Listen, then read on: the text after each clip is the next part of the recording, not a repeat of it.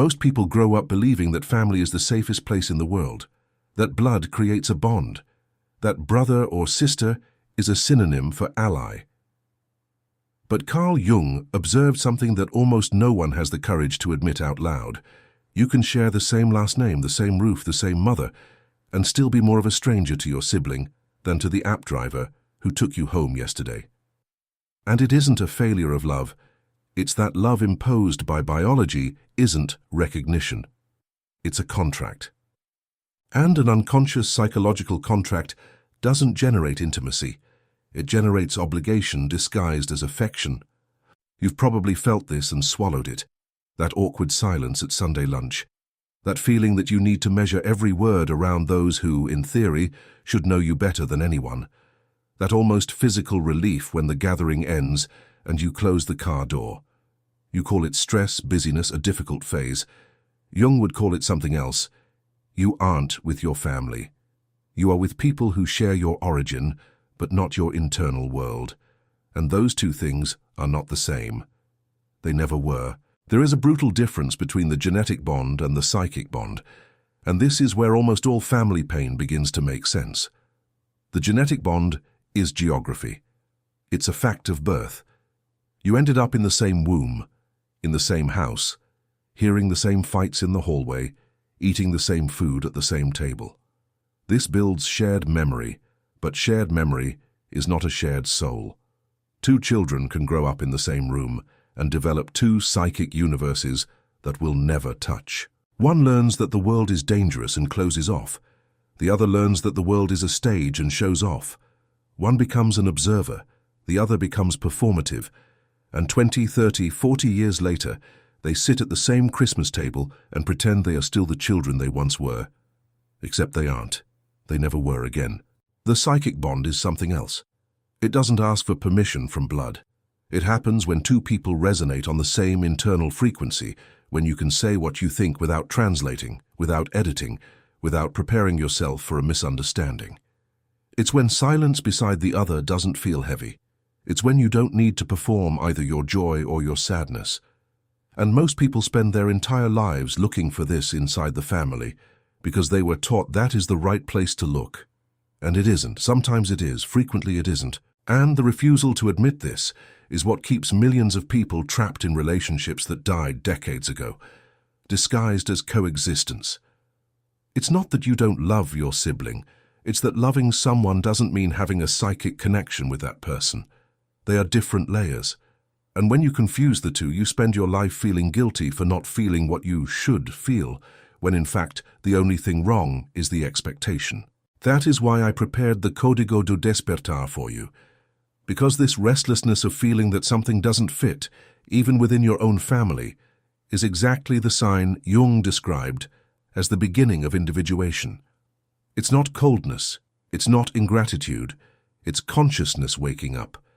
And consciousness without direction becomes paralysis, becomes rumination, becomes sleepless nights trying to understand why you feel like a stranger in the place where you should feel at home. The Código do Despertar is an interior map based on the deep psychology of Carl Jung, with a daily lesson for 60 days, featuring keys, questions, and declarations that lead you from diffuse restlessness toward a clear direction. You read, execute the micro-action of the day, record it in your diary, and observe the structure of your internal life beginning to reorganize. The guide is in the first pinned comment of this video. If you feel the time has come to stop pretending everything is fine, comment below with just the word desperto. It is your first symbolic commitment to the truth you already know. Now come back to me, because the next layer is the one that sickens families the most, and almost no one sees it. The roles. Every family is an invisible theater, and each child receives a character the moment they take their first breath. One is the strong one, the one who endures, who solves things, who cannot collapse. Another is the problematic one, the one who causes trouble, who worries everyone, who is talked about in low voices at parties. Another is the favorite, the one onto whom the parents projected their own unlived dream. And then there is the responsible one, the one who was always an adult before their time, who takes care of everyone and never learned to be taken care of. These masks are not chosen. They are distributed. And the most perverse part is that they remain active 30, 40 years later, even when the people behind them have already become something completely different. You grow, you change, you heal, you go to therapy, you get married, you get divorced, you go through grief, you discover parts of yourself your parents never knew existed, and then you go back to Sunday lunch and, in 15 minutes, you've become the problematic one again, or the strong one, or the responsible one. It's not that your siblings don't see you, it's that they relate to the mask you wore at 8 years old, because it was with that mask that the bond was built. And any attempt of yours to appear whole, as who you have actually become, is read as strangeness, as being fussy, as you've changed too much. The phrase, "you've changed," coming from the mouth of a family member, is almost never a compliment. It's a complaint that you are no longer playing the role that made life easier for others, and then you have two choices: continue performing the child that no longer exists to keep the peace, or accept that the price of authenticity is the discomfort of others. There is no third way. Jung was relentless on this. Either you are you or you are convenient, never both at the same time. And within this theater, something even denser is born: comparison. Parents are rarely aware of the damage they do when they compare. That seemingly innocent phrase, "Why can't you be like your brother?" plants a seed that germinates for decades. Because the child who hears this doesn't understand the message as encouragement. They understand it as a sentence: "I am not enough the way I am." And so begins the silent race for attention, for approval, for recognition. One sibling becomes the mirror in which the other measures their own worth. And when the mirror reflects too much, envy is born. When it reflects too little, contempt is born. And both coexist with a polite smile on top, fulfilling the ritual of the united family, while inside they carry a 20-year grudge that was never named. That is when the shadow enters the scene, and the shadow is a merciless gear. Everything you had to swallow in childhood to be loved, everything you repressed so as not to be rejected, does not disappear. It goes to the basement of your psyche, and it leaks. And it frequently leaks precisely onto the sibling who was given permission to live out what you weren't. You repressed anger because you had to be the good kid, and now you hate the sibling who screams when they want to. You repressed ambition because you didn't want to outshine anyone, and now you despise the sibling who stood out.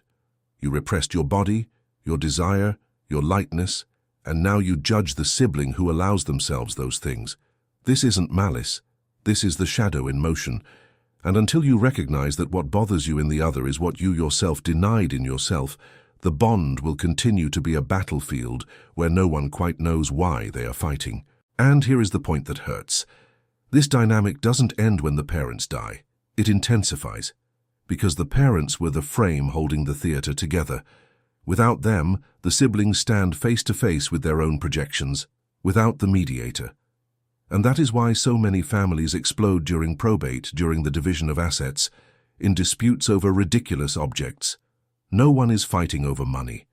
They are fighting for the love they felt was missing. They are collecting, decades later, that look the sibling received at dinner in 1987 and they didn't.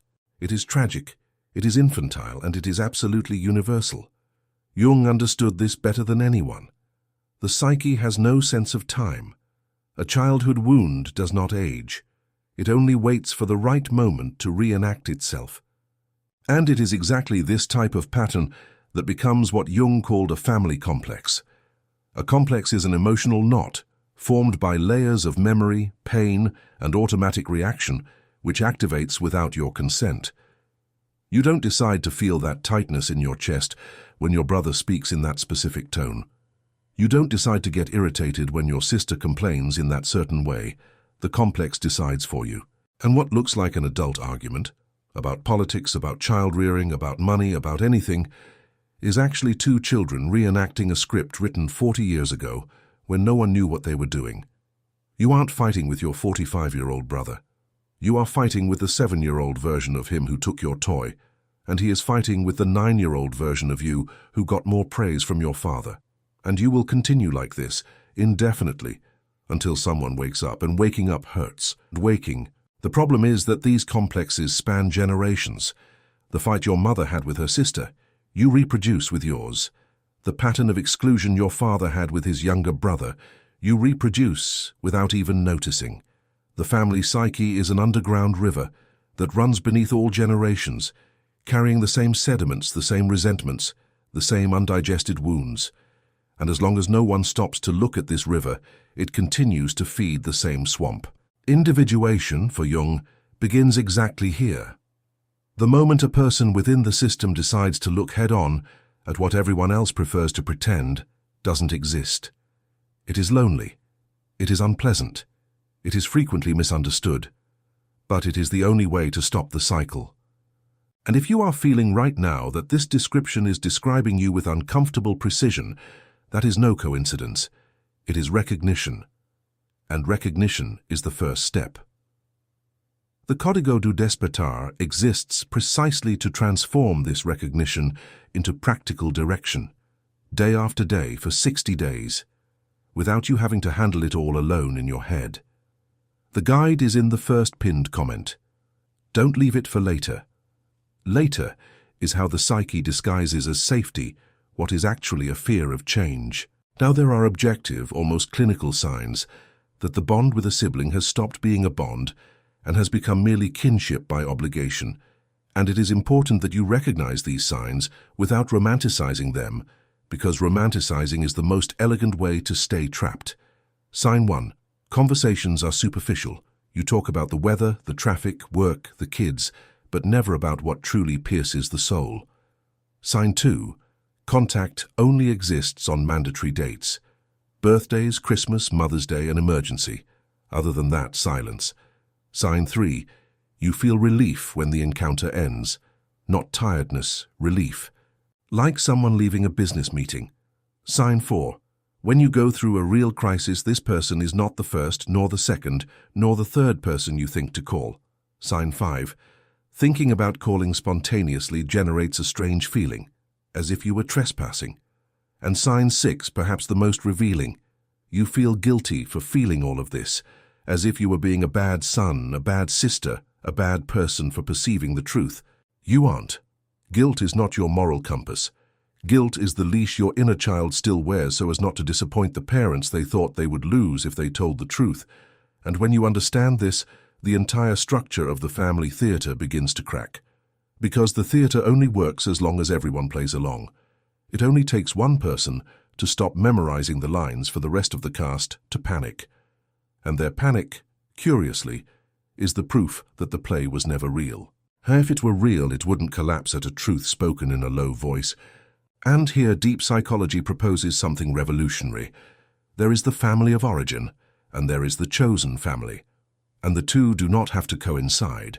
The chosen family is composed of people in front of whom you do not need to perform. It could be a friend of 20 years who knows you better than any cousin. It could be a partner with whom you laugh without editing the laughter. It could be a community, a group, a mentor, a therapist, someone you met as an adult, and who recognized your internal world without needing a common last name. This is not a substitute. This is a complement, or in many cases, a course correction. Jung used to say that individuation is the process of becoming who you truly are, and not who others expected you to be. And this process is impossible if you continue investing all your psychic energy into maintaining relationships that require you to lie about yourself. The chosen family is not a betrayal of the biological family. It is oxygen. It is the place where you practice being whole so that you can later return to hostile environments without falling apart. And the more you develop these authentic bonds, the clearer it becomes how much the other bonds were lacking, not because they got worse, but because you finally know what you are comparing them to. And it is at this moment that the question changes. You stop asking, why is my family like this? And start asking, what do I choose to do knowing that they are like this? This is an adult question. And an adult, for Jung, is not someone who has reached a certain age. It is someone who has stopped waiting for their parents and siblings to transform into what they never were, and has started building their own life with those who are actually available. It is a grieving process. It is a silent grief without a funeral, without visible tears because the people are still alive. But you are burying the fantasy, and it was the fantasy that was heavy, not reality. Reality, once accepted, sets you free. And it is exactly this turning point, between continuing to carry the fantasy of the ideal family and taking charge of your own life with maturity, that the Código do Despertar was built to cross with you. 60 days, 60 lessons, 60 opportunities to look at what you had been avoiding and transform it into consciousness, into boundaries, into decision. The guide remains in the first pinned comment. You don't need to start tomorrow. You need to start before the next family gathering sucks away another year of psychic energy that you won't get back. Decide now. Later is just a synonym for fear well dressed. And we come to the most delicate point, the one that requires the most courage. Abandoning guilt, establishing boundaries, choosing real bonds even when that implies reducing the intensity of imposed bonds. Culture taught you that loving a sibling is an obligation. Jung taught that loving without consciousness is servitude, and there is an abysmal difference between the two. You don't need to hate anyone. You don't need to cut anyone off dramatically. You don't need to send a 10-minute audio message explaining your reasons. You simply need to stop offering yourself as fuel for relationships that only consume you. This might mean decreasing the frequency of contact. It might mean not going to every event. It might mean responding with a short sentence instead of embarking on the usual argument. It might mean accepting a cordial and distant coexistence without the script of the united family that never existed. And it will hurt. It will hurt at first because the child inside you still wants the approval that never came. It will hurt because others will call you cold, changed, snobbish, ungrateful. But Jung understood something cruel. Most people call you cold when you stop warming yourself in your own flame so they can have heat. You didn't become cold. You stopped burning yourself. And those who benefited from your internal fire will complain. This is a sign that you are on the right path, not the wrong one. Emotional maturity is not the absence of family ties. It is the capacity to keep those ties at the size and temperature that reality allows, without lying to yourself that it is more than it is. Some siblings will continue to be just cordial relatives, and that's fine. Others, with time and serious internal work, can become true friends in adult life, when the masks of childhood finally fall, and that's fine too. What cannot continue is you living your entire life as if the bond should be a certain way just because you were born in the same place. That is emotional infantilism, disguised as family values. And emotional infantilism, maintained for decades, is one of the most silent causes of adult depression that exists. You sicken inside trying to be loyal to a contract you never read and never signed. So here is the point where you sit down with yourself. You can close this video, go back to next Sunday's lunch, put on the old mask, swallow one more phrase that hurts, smile at one more comparison, and postpone for another year this conversation that you need to have first with yourself before having it with anyone else. Or you can accept what Jung placed in front of you now. Blood does not manufacture a common soul. Coexistence does not manufacture intimacy. Obligation does not manufacture love. And pretending otherwise is the highest price an adult can pay for the illusion of belonging. The illusion is over. The first comment is pinned, and the next step is yours. Choose.